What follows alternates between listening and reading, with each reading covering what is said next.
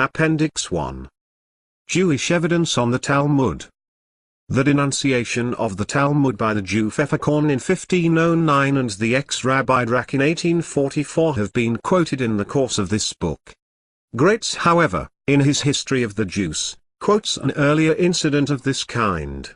In the 13th century a converted Jew and former Talmudist Donin who, on his baptism, assumed the name of Nicholas, presented himself before the Pope, Gregory X, and brought charges against the Talmud, saying that it distorted the words of Holy Writ, and in the Agadic portions of it there were to be found disgraceful representations of God, that it contained many gross errors and absurdities, further that it was filled with abuse against the founder of the Christian religion and the Virgin. Donin demonstrated that it was the Talmud which prevented the Jews from accepting Christianity, and that without it they would certainly have abandoned their state of unbelief. Again, he stated that the Talmudical writings taught it was a meritorious action to kill the best man among the Christians, that it was lawful to deceive a Christian without any scruple, that it was permitted to Jews to break a promise made on oath.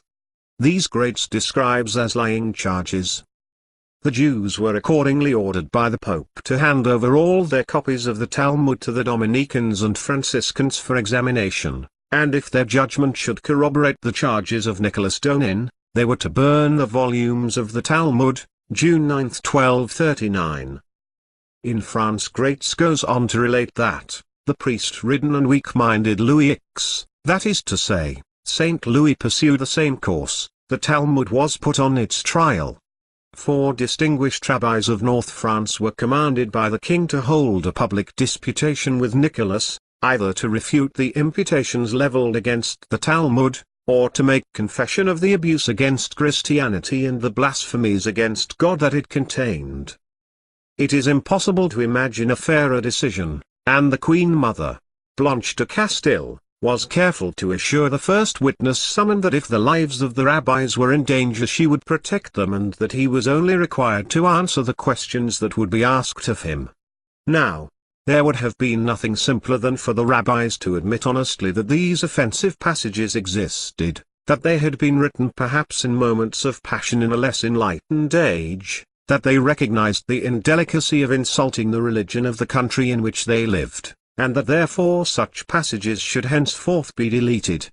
But instead of adopting this straightforward course, which might have put an end forever to attacks on the book they held sacred, the rabbis proceeded to deny the existence of the alleged blasphemous and immoral expressions, and to declare that the odious facts related in the Talmud concerning a Jesus, the son of Pantheras, had no reference to Jesus of Nazareth, but to one of a similar name who had lived long before him. Graetz, who admits that this was an error and that the passages in question did relate to the Jesus of the Christians, represents the rabbis as being merely misled on the question. But the king, who was not misled by the rabbis, ordered all copies of the Talmud to be burned, and in June 1242 these were committed to the flames.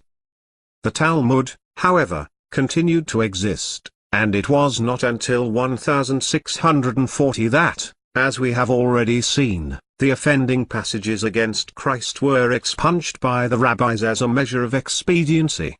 Now that they have been replaced, no further attempt is made to deny that they refer to the founder of Christianity.